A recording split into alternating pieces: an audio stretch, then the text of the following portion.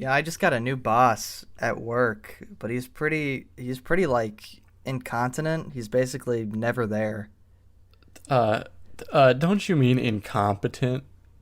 No, he goes to the bathroom like every 5 minutes. Well, damn. Hey, now wait just a second. We're live. Hey, look at that. We are live. Hello everybody. Welcome back to the first summer episode of the All That in a Glass of Water podcast. I'm your host Trevor. I'm your other host, Lily. I forgot what summer meant, and then I Yeah, remembered. It's this. We are post June 21st. that's right. It definitely feels like summer, at least down here near Charlotte. It has been hot, hot, hot the past few days. I got into my car and gave myself a third-degree burn while putting on my seatbelt, so that was fun. But I don't know what's it like up there in Old Chapel Hill. It's been pretty hot up here, Trevor. We got a big we got a big heat wave rolling in from up north over here in the Virginia area. You can see rolling down from those easterlies. You can expect some pretty high temperatures in the next couple of days. Bring out your sun umbrellas if you're heading to the beach. We're looking at 85s all through the week. Now back to you. Well, I guess it's gonna be a good couple of days for the ice cream man, huh? Um, what do Next we up, have? the ice cream man strike. Uh, yeah, I just think that we should be able to sell our ice cream, whether it's melted or still solid or in any state that it's in, um, and that we should have absolutely no health restrictions, and that's why we haven't been selling ice cream this summer. Um, yeah, and you all can just bite the heat and suck it. Thank you very much, Mr. Cream. I'm Chief Gibson reporting from live from the field here. Trevor, let me tell you, the ice cream men are not happy about the new regulation saying ice cream must be frozen. Nationwide strike going on here. How long do you think this is going to last, Mr. Cream? Last. Oh, well, I'd say it's going to last about as long as we need it to until we can sell this cream melted, unmelted, frozen solid, however we want to damn well sell it. My grandfather, he started the ice cream. He invented ice cream from the get-go, and a lot of people don't know this, but at first it was a drink. You would get it in a cup and you would just drink it. And it wasn't until my father actually had the idea of freezing it, but now the damn government wants to come in and tell us how to freeze it, how to serve it, and I just don't think that's right. So, it'll last all summer if it has to. It'll go 2 summers, 3 summers. I don't care. Nobody's getting their ice cream until we can sell it how we like. Well, I don't think anyone here wants 3 summers without ice cream. Can I ask you, sir, did your grandfather just invent milk?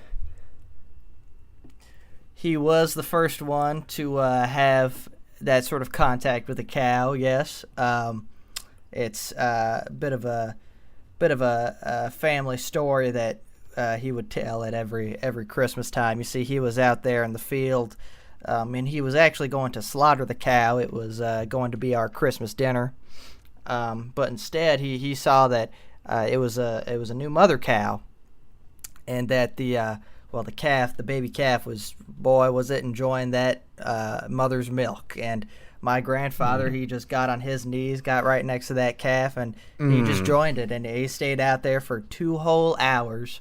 His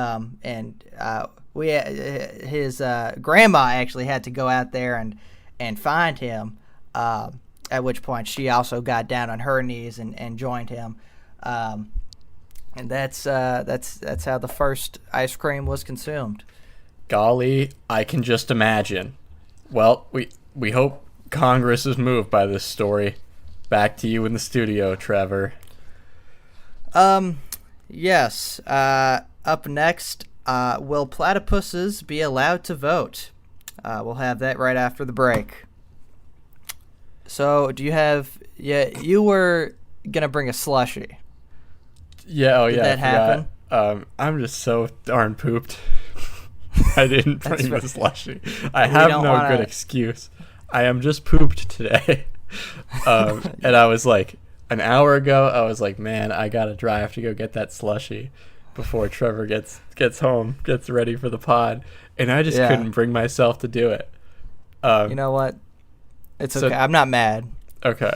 I was really worried you'd be mad, so I appreciate that. Next week we will find out if I can get brain freeze. Yeah. You're going to drink like the whole thing in one go, right? That's the plan? Yeah. It sucks because you can't like freeze a slushie, and that's its whole thing. But there's no way to maintain a slushie outside of the machine. Put it in the freezer. But it like freezes into a rock. You can't drink it anymore. Yeah, I guess.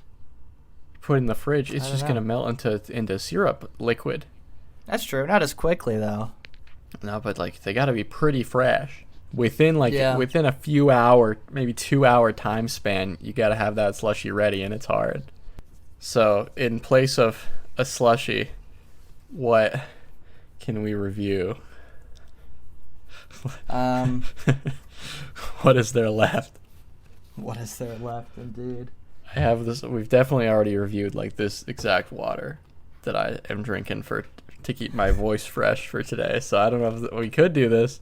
Do like a redo of this one. It's the same water, like the exact same bottle, liquid, everything. Well, this is like it might not be the same bottle. It's another plastic bottle, just filled in my bathroom sink. I see. Yeah, let's do that. How long has it been sitting out there for? Not long, like an hour. Because maybe that's what we need to do is like kind of reject this notion that we always need to be pushing it further. And like maybe just a mundane, like I have this water all the time. You've already seen me drink this water. Maybe that's okay. Yeah. So that's what this is. It tastes the same as it did before. Nothing changed about it. Whatever rating it was last time, just go back to whatever episode that was and listen to that again. I'd say it was probably a 4 out of 5. If I had to guess, it usually is, isn't it? Yeah. I went to get some slushies last night with a girl, and holy hell, we tried just about every slushie that the Quick Trip had to offer, and the two very nice gentlemen working there, they didn't say a word. They let us try as many slush puppies as we wanted until we finally decided on our respective flavors. Was it like in one cup, or did you get like 20 different cups? We would kind of, we would like get a little bit, taste it, and then like dump the rest out. Okay. And it got to a point where my cup was like so disgusting, and I was like, I can't drink my actual slushie out of this. That would be disrespectful to the slushie. Yeah. So I did throw that cup away and then get a new one.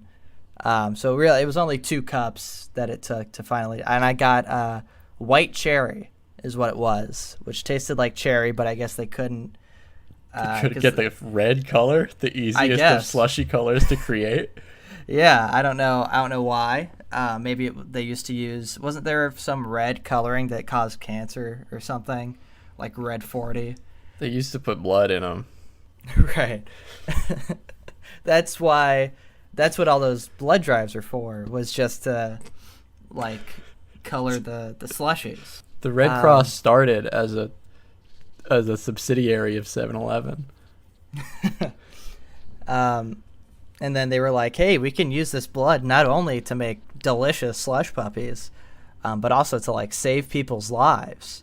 Yeah. Why do you call it a slush puppy? It's more fun. Oh, have we explained this before? I don't think I ever. I don't think so. I kind of just changed them recently. I changed how I say it recently to slush puppy. I also call the little like frozen pop things that are like $1 or $2 at the store. You get a big pack of them. I call those wet willies. No, what is it called? Wait, chili willies, not a wet willy. Chili willies. Okay. I think the world would be a much more fun place if we all just like called things by the silliest name like we can think of that still makes sense to call them, you know? That's true.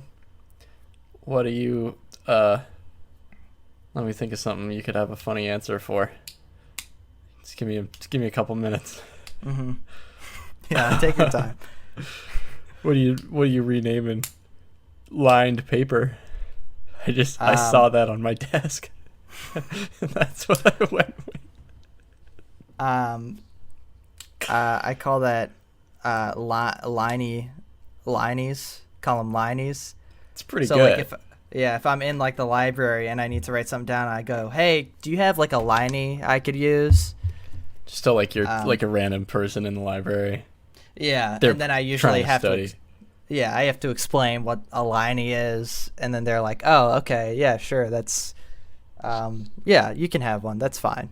When you say And then it, asking someone else for it, it does sound like you're asking for a line of cocaine, I think. I mean, Like if you were British, yeah, you'd be like, oh, I was trying to hit a liney. that's more Australian, but yeah, Yeah. Well, I did my best. you gave it your damnedest. Yeah, slush puppies, chili willies, call Buggers. pens. Oh, sorry. Bugger? What's a bugger? It's a bug. That's like, yeah, that's call pens, inky winkies.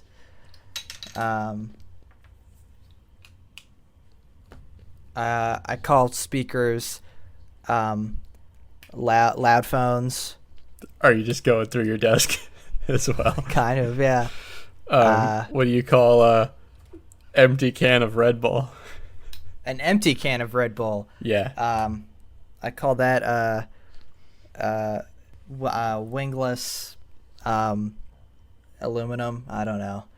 Sure. Last night, saw a Okay. little flick. I saw a little movie, they call them. Okay. A little theatrical presentation, maybe. Is this the classic segment? Lily saw a movie. This is everybody's favorite segment. Lily saw a movie. Yes. All right. What movie did you see? I saw Wes Anderson's Asteroid City. Okay. And I'm not gonna, because you haven't seen it, so there's not that much interesting conversation to be had. Which Yeah. is why the segment Lily saw a movie, just Lily, kind of fell off for a while, Yeah. I think. Yeah, that's. But I gotta talk about this damn flick. I'm not Okay. gonna spoil anything. I just want to let everyone know how much I loved this movie. Oh, that's a good change of pace. I feel like the last few movies we've talked about, you've like disliked. Yeah, I was getting disheartened. I was like, will I Yeah. ever like a movie again? I love this movie in like a spiritual sense. Like I was Oh. trying to I loved this movie the way a newborn mother loves a baby. Okay. Wow, that's pretty Not- intense. Not like you know what I meant to say. Yeah. I love this movie the way the faithful love their God. Wow. Okay. Right. Yeah. You would get As- down on your knees for this movie and have your soul saved. Yeah. Like as this isn't even that much of a sign of love for me anymore because it's apparently just my fucking tradition with movies and theaters. I saw it twice in 24 hours, but I do Wow. that with every movie now. Yeah. You do that with movies you don't like too. Yeah, I do. Just like because I feel like I need to formulate my thoughts more, and because this Right. darn AMC Stubbs A-list, I can do that for free. That's true. Yeah. If you were paying full price 2 times, that might be a little much, but you can, Thank you. What was his name? John AMC or something? It's Mike Amp. Mike Amp. That was his name. Yeah. Thank Yeah. you, Mike Amp. Mike Amp. He does some good things though, despite his stupid name. Yeah. No, he lets me see Wes Anderson's Asteroid City twice in a row. God, I'm going to see it again, no doubt. I love this movie so much. Okay. I was just like, huge, stupid smile on my face the whole time, except when I was crying. which was several times. I'm gonna get a line from it tattooed on me. Really? I'm already planning that. It's great. Can you tell us the line? Can I tell it it? Let me spoil? think. It's not a spoiler because you don't know what it means. Right. I can tell you the line. It's what's the line? I can't remember. Well, that's why you got to get it tattooed on yourself so you can remember. So I remember. It's you can't wake up if you don't fall asleep. And it's just, you'll remember it if you see the movie. It's a very memorable moment. God, I love this darn flick. But this movie has a 74 on Rotten Tomatoes. Okay. Which is like not great. Yeah. And I know Rotten Tomatoes isn't really like how good a movie is. It's like your chance to like it, which is like maybe accurate for this movie. Like having a 74% chance to like it isn't a terrible guess. But like, I went through reading some of those reviews. I was reading the negative reviews. And I'm a fan of a lot of like divisive movies. Like I really liked Skinamarink, which I think I talked about on here. It's a lot of people hate that movie, and I can totally see why. And like it felt made for me, like it fit my taste very well, but I can totally get why someone wouldn't like it.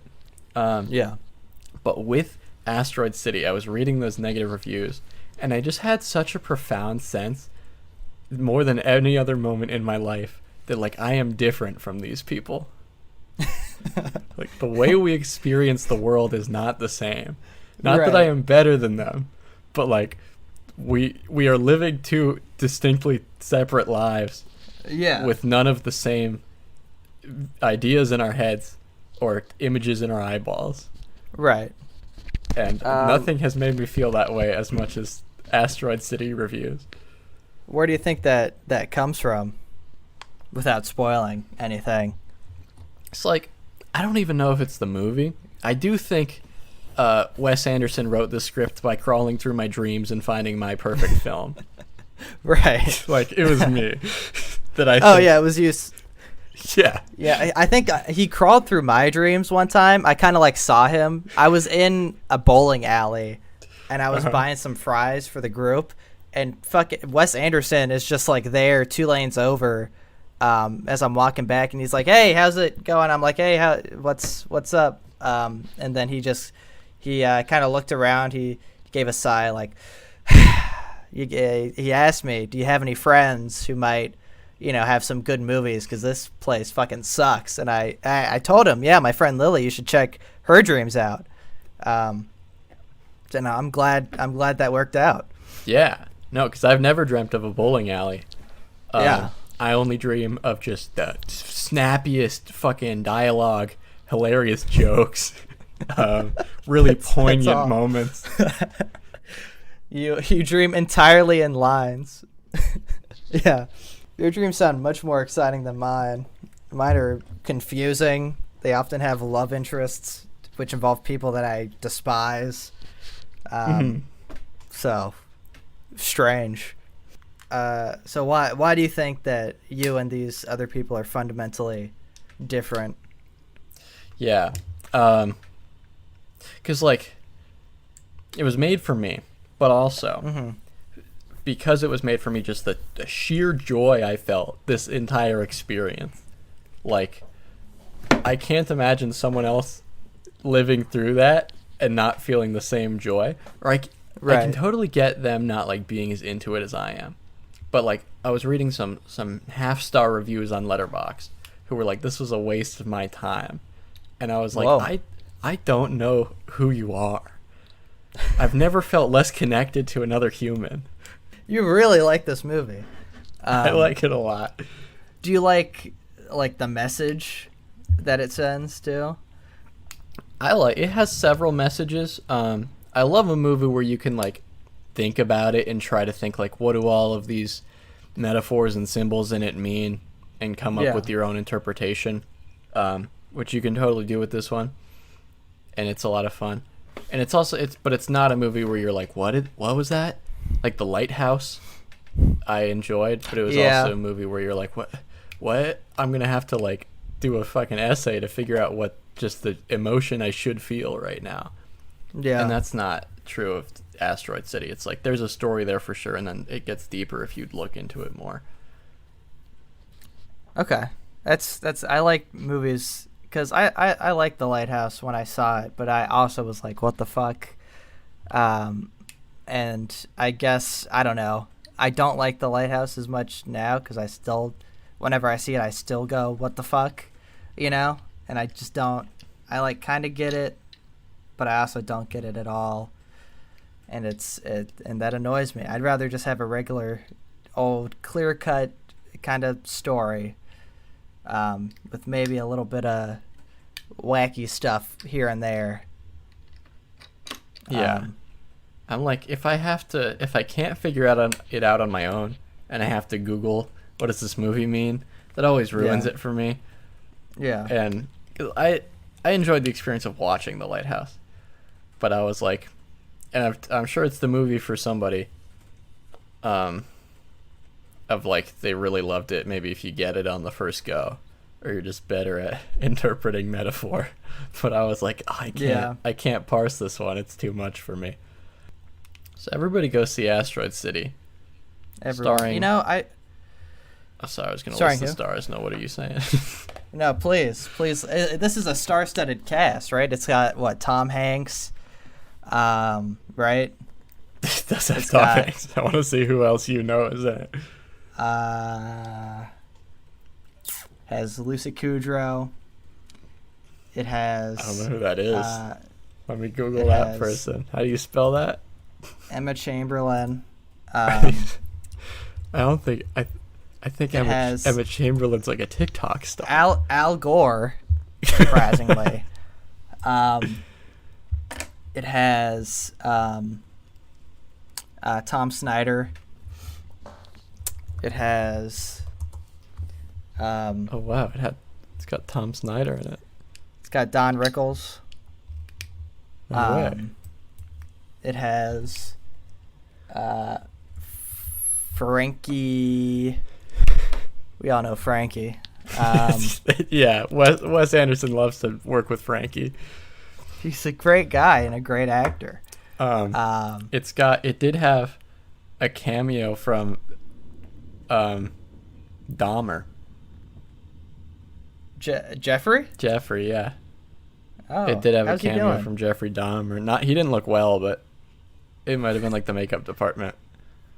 Yeah. No, who is actually in this film? Because I don't know. Movie, by God, does this movie have a star-studded cast? We're talking starring Jason Schwartzman. We're talking starring Scarlett Johansson, Bryan Cranston, Tom Hanks, Jeffrey Wright, Margot Robbie's in there. Fucking Owen Wilson's in there for a couple frames. I saw him on my second go around. Okay. You got some other folks. You got, what's her name? A girl who was in Stranger Things is in there. Love her, yeah. This British man. this British guy. Willem Dafoe. They found him on the streets. Oh, it has Willem Dafoe. Are you serious? Oh, Edward Norton's in there.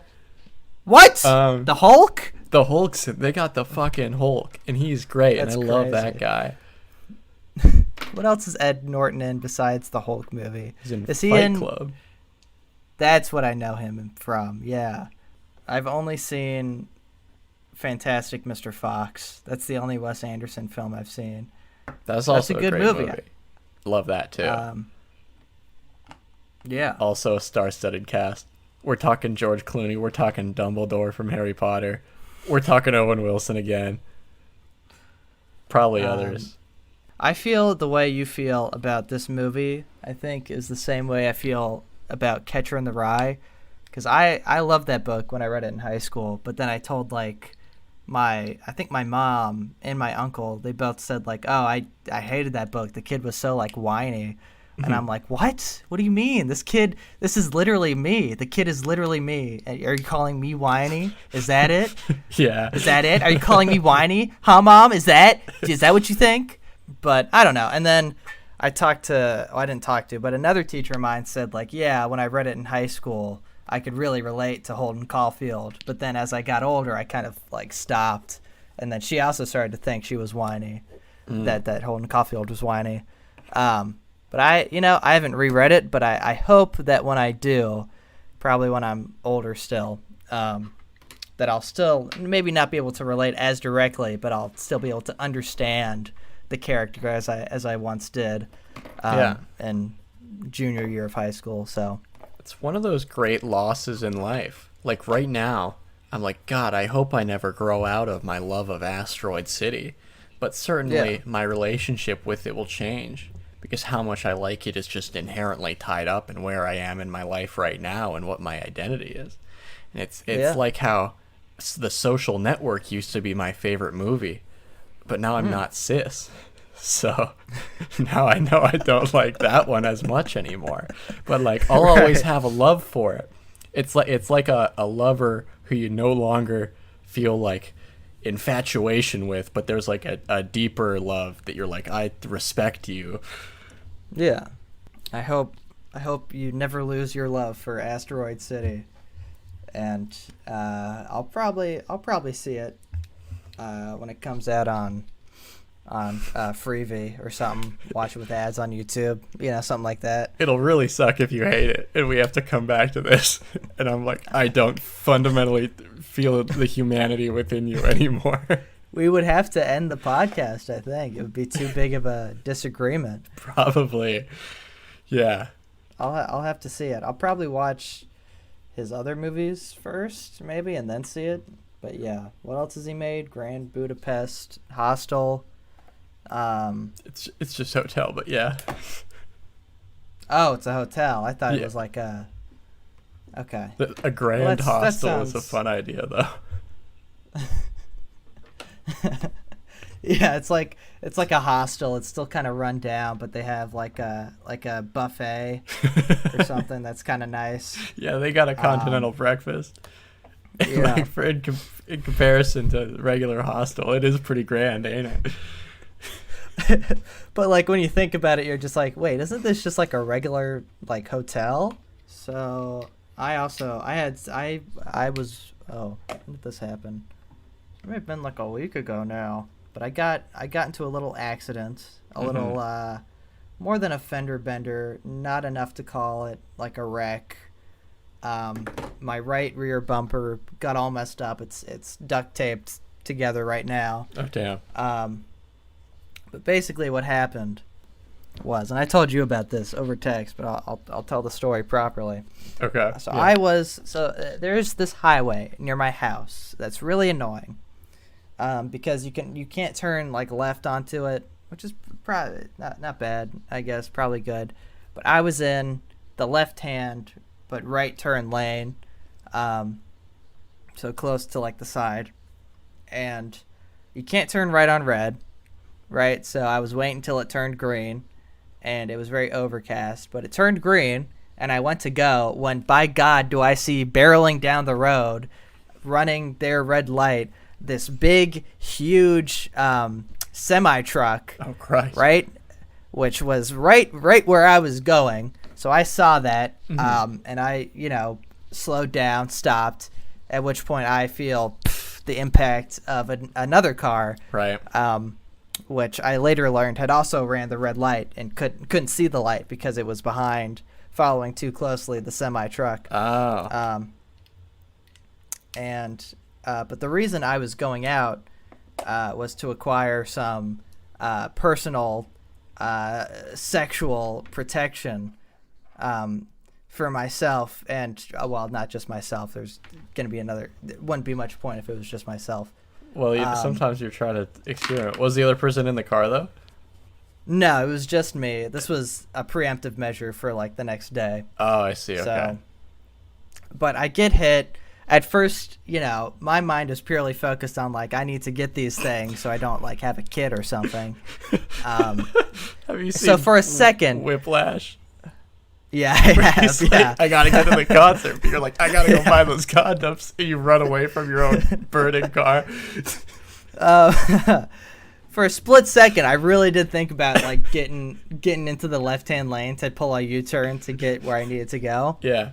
But I was like, no, I should stop and see if this dude is all right. So I do, and I pull up to the side. And as I get out, it starts like properly actually raining. So now I'm all wet. Oh, damn. And I pull up, or I walk up to the guy in his car, and I can tell he's fucking mad. He is pissed off. He has 911 literally like dialed onto his phone. He hasn't pressed call yet, but I could see that he was like about to. And I ask like, "Hey, are you like okay?" And he goes, "Yeah, man, I'm fine, but like I don't get why you were turning right. It literally says no turn on red." And I was like, yeah, okay, dude, yeah." Which I understand why. But he did run a red light though. Yeah, which he didn't know because he had been following the freight train, the semi truck, so he like literally couldn't see the light that was above him. Yeah. And I understand why he was pissed because this car was pretty fucked up. I definitely got the good end of the deal. That's good.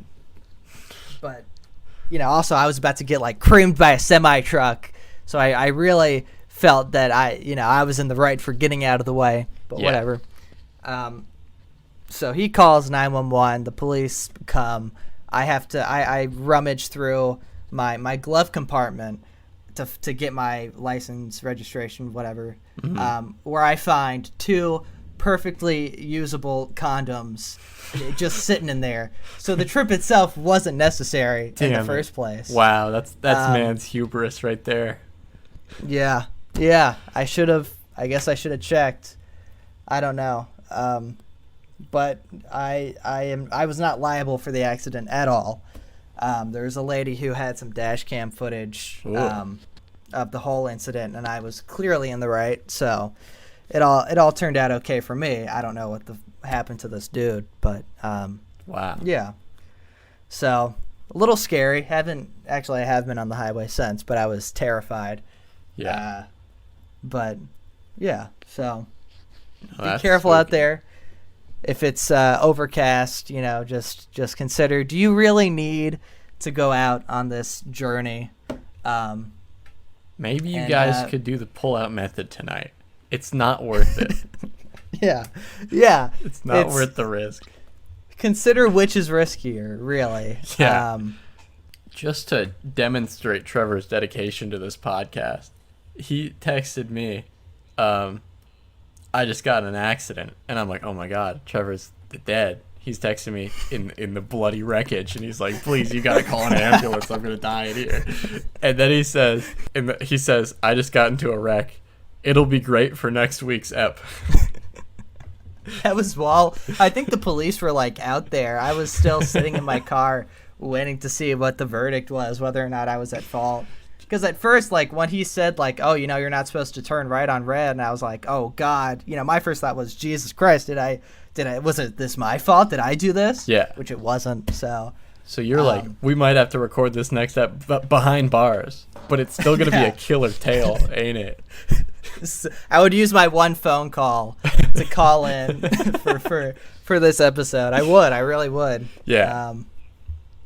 Yeah. No, so just you guys, all these listeners got to respect how much we're putting in. Trevor, if Trevor was on his way to the podcast studio and his car was absolutely smushed, if a plane landed on top of his car and grazed the top of his head, the wheel shaved his head, he would keep on driving. I would keep on going. In my now, what's it called? God. What is a car that you can pull the top down, get the convertible? Is that what it is? Yeah, convertible. Convertible. I was thinking that was a transformer, but that's not what that is. The transformer's a transformer. A convertible, you can just take the top down. Yeah. What if you were a transformer? What car are you turning into? Or are you the car, and what robot are you turning into? And it turns back into Trevor. Right. Yeah. Wait. So it's just me. Like I look like flesh and blood me, but I can turn into a car of my choosing. Yeah, and it is like it's creepy how like your flesh parts expand into metal. Strange. Even I have to look up. I'm not really a car guy. Surprise, surprise. Well, there's a few. You could like Starscream turns into a fighter jet. Optimus Oh. Prime's kind of just like a truck. Yeah. Like some of them are like Bumblebee is specifically this one Mustang, and then old Optimus is just like kind of trucks in general. He's just a damn semi. Oh, okay. I know. I wanna turn into like a 1980s Audi Quattro. These things Okay. look sexy. I'm not familiar. Could you send a pic? You're gonna be turned on by this image, I guarantee it. Oh God, how am I gonna finish the episode? Fuck. Well, just click that link, I guess. Okay. I thought it would turn into like a thing. I was kind of hoping I would just climax on sight of this thing, but no. It doesn't do it for me. Well, I guess we just see the world in a fundamentally different way. Yeah. This car is like my Jesus, and if we can't see eye to eye on this, I think we're gonna have to end the podcast. The subtitle for this website is Audi's 1980 superstar reminds us why one of our favorite words is homologation. What does that mean? Do you know that word? I don't know the word homologation. Let's look it up. Let's find out. It's the granting of approval by an official authority. Why is that your favorite word? Because Okay. of this vehicle. In racing, it is the type of approval process through which a vehicle is required to go for certification to race in a given league or series. Okay. It's like watching the Olympics. Being like, this proves why my favorite word is qualifying. It's like, I mean, I can see the connection, but I'm not sure it like makes it a favorite word status. Yeah. Do you have a favorite word?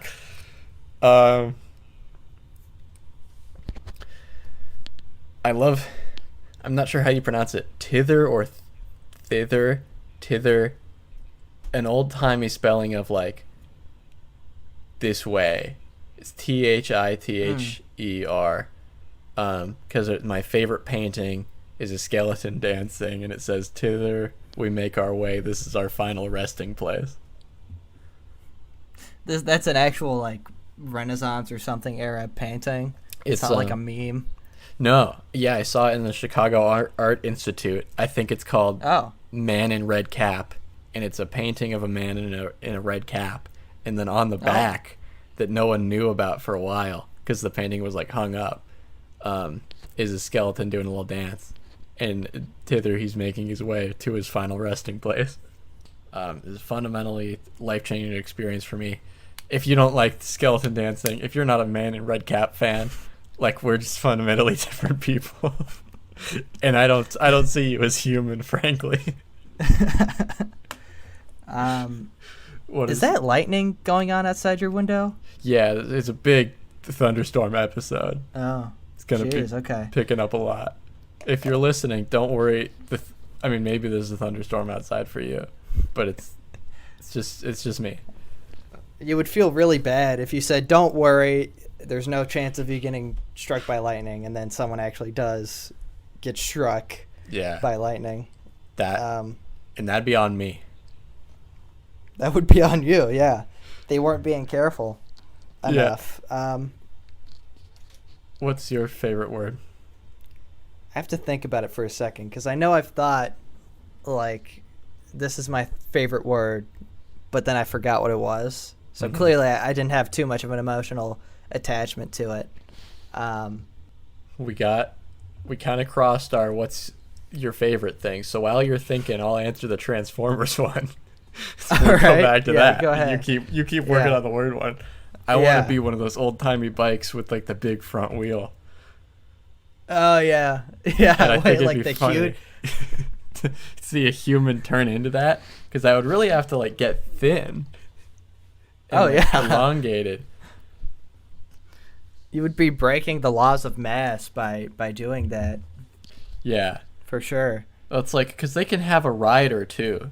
So like whatever amount of my body has to leave to produce like basically just the two wheels does that, and then the rest of it's still in human form up on the seat. Did you figure out the word yet? I don't know. I like the word facetious. I think that's kind of a fun one to say. It's pretty All my good. favorite words are based on how they're said, not what they mean, Yeah. I guess. I like the adverbs. A lot of people don't like the adverbs. I enjoy a good adverb. Storm's really going at it out there. Is that picking up for you? No, it's clear for me on my end. It does say severe weather on my little phone, so it might be moving down. But your little phone. You have a little phone. Well, and it a is. big phone. It actually is. It's the 13 mini, so it is actually smaller than like most modern phones. But like you don't have another phone, so you don't really need the adjective. Well, I'm using my big phone right now. It's my laptop. I call it my big phone. We're in a call right now. It counts. That's true. Let me go drive And my... really, I guess you could say let me go drive my little car. So that's just like, yeah, you got a cute little car. yeah. Can we even call smartphones phones? Really, is that really what they are? We're not using like the phone lines unless you're like calling another, like a landline or something. Then I guess you are. But it's lost the meaning. I think the meaning's shifted. I also like the word hypocrite. I think that's a fun one. Also has a good meaning. Mm-hmm. That's a really good meaning. Yeah. Because it's like you say something, but then you don't do it yourself. You're a hypocrite. Yeah. It's when you learn that word as a kid, that's one where you're really like, yeah, I know a few of those. Yeah. Yeah. It feels so powerful against other people. It hurts so much against you. Oh, yeah. I don't think I've ever been called or have called someone like a hypocrite, at least not to their face. But I can imagine that would sting pretty badly because you would have to, it's not even like they're not even saying you're doing something like bad or wrong necessarily. They're just saying like you don't live by your own moral code. Yeah. And that has to really hit you. No, so true. Have you ever called or been called a hypocrite? Probably. Because I like, one of my favorite activities is like saying something and then doing the opposite. Mm-hmm. Yeah, that's kind of the definition, yeah. Yeah. But no, I don't think anyone's ever called me out on it, no. Trevor, gosh, what's going on, man? What's up? I have so much knowledge. Oh, God, that's hard. I gotta get it out. Do we have a question? Luckily, we do have a question this week. Question comes from Andy. Andy asks, Andy, we love you. Big fan of the podcast. Keep doing you, Andy. You're a great guy. Does Andy also make a podcast? Or Andy's a big fan of our podcast. Andy's a big fan of our podcast. He somehow got my home phone number and has called me several times. We've had our chats. So, okay. Thanks, Andy, for your question this week. Thank you, Andy. I thought you were telling Andy you were a big fan of his podcast. Anyways, he's going through a hard time, so we shouldn't joke about him. You're right. Because his kid's beta fish recently died, and he needs to ask how to tell them.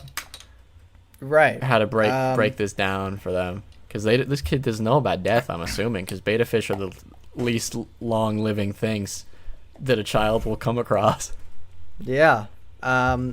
My gut reaction, and this is not good or okay, but my gut reaction is to just not tell the kid and to buy a new one, because they're not going to know, probably. Yeah. And just never tell your kid about death until they're dead, and then by that point it's too late. So, but that's probably not good or healthy, because I imagine at some point your child is going to come across death in their life in some form or another. Even if it's just like roadkill, they're going to have questions.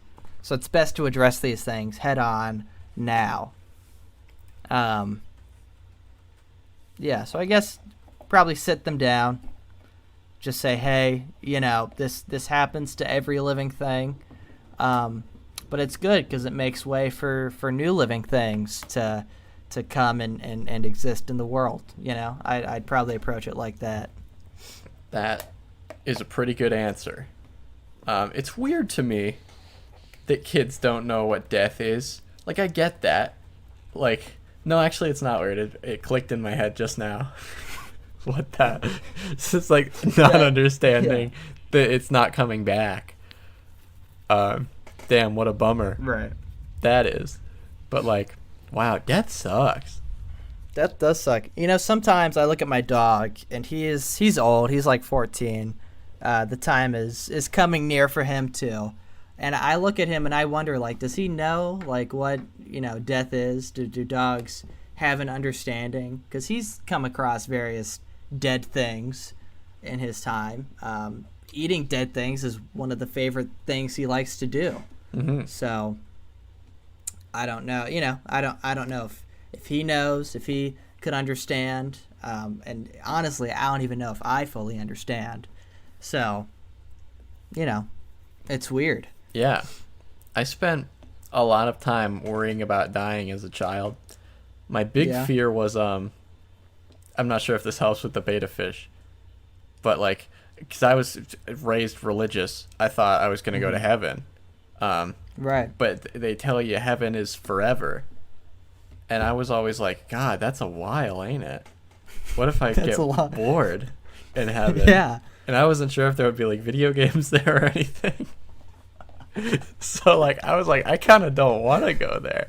Because I would imagine like, what if I spent the entire length of my life up to now in heaven? And I'm like, gosh, that'd be a long time. And then do that 100 times. And then you're not even any % of the way done because it's forever. And I was like, God, that sounds horrible. Yeah. So tell your kid your beta fish went to the void and it feels nothing. And it doesn't matter that there are no video games because it's as if it doesn't exist because it doesn't. Yeah. Daddy, I went upstairs to feed Mr. Swimmer, and sweetie. Good. You do have been forgetting to feed Mr. Swimmer recently. And I know I'm trying to do better with that, Daddy. Mr. Swimmer was upside down. He wasn't swimming like he usually does. What happened? Not swimming. What's wrong with him? He's upside down, huh? Yeah, is he sick like when I had the chicken pox? You were upside down for a lot of that. It was the most comfortable position, Daddy, but I don't think Mr. Swimmer is a fish, so I didn't think that that would be a comfortable way. He probably can't even see right. Yeah. Take a seat, Patricia. Why don't you sit right across from Daddy here? Okay. You remember that time after your chickenpox when you had the surgery and during the anesthesia you briefly died and went to heaven and met God and then you came back? Yeah, that very nice man with the big long beard. Yeah, and then we wrote the book about it and made a bunch of money from all the Christians that like him. Yeah. Yeah. Mr. Swimmer is doing something a little similar, but he's having a longer extended stay up there. Okay. Is he in like a nice hotel up there? Did God is he staying with God? Like what are his arrangements? They put him in a really fancy hostel. It's got a continental breakfast and all the goods. Only 2 people to a room. That sounds like a hotel, Daddy. I don't know. But it has no hallways. Is Mr. Swimmer gonna be comfortable there? Well, I don't know, dear. You think he did good? Do you think he was a good no sinner? He did eat Mrs. Swimmer whenever I forgot to feed him that one time. I don't know the rules for cannibalism for fishes because they're pretty damn tasty, huh? That's true. I do love me some salmon, Daddy. Can we have that for dinner? Why don't we cook Mr. Swimmer instead? Special treat. You're such a smart daddy. Thanks. Da-da-da-da-da. Hey, you're not so bad yourself. Da-da-da-da. Well, that's gonna be it for today's episode of the All That in a Glass of Water podcast. Join us next week when I'm gonna be blasting heavy metal music into my ears for a full hour, and we're gonna see how badly they're damaged afterwards. Yeah. Send us what song you want it to be. Make sure it's like pretty loud. It needs to be reasonably loud. And make sure it's good too, because it's probably gonna be the last thing I ever hear. But until then, where can they send us their questions, Lily? You already know, Trevor. Why are you asking me? I'm trying to do a back and forth kind of thing here, but I can just tell them if you want. No, I can say it. No, whatever. All right. No, I can say go it. ahead. Fine. They can send us a question at allthatinaglassofwater@gmail.com, or if they don't want to do that, they can also, if they're listening on Spotify, scroll down to the Q&A section and leave a question there. That's right. And until next week, I've been your host, Trevor. Golly, I've been your other host, Lily. Goodbye, everybody. Sleep tight. The big gimmick for this one is it's shot really high off the ground.